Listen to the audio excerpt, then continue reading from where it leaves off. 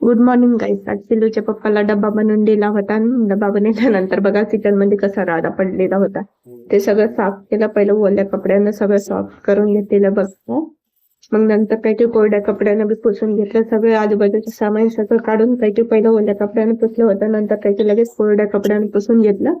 Kitchen सारखं सारखं काही मला धुता येत नाही कारण की सगळ्या रुग्ण पाणी होतं खाली साईडला बेसन नाही.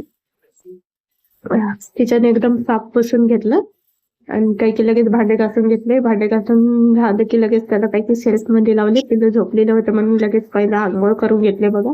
आंघोळ करून घेऊन लगेच रेडी झाले. केस विचारले, पावडर वगैरे लावून सगळे रेडी होऊन बसले.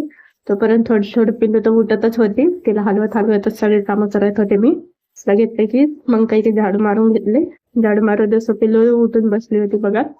पिल्लूला घेऊन थोडं बाहेर फिरले आणि पिल्लूची दिवसभर मस्ती चालू असते असे. मग कॅन्डी फ्लॉस आलते, कॅन्डी फ्लॉस घेतले. भेटूया उद्या नेक्स्ट व्लॉग मध्ये. Bye bye.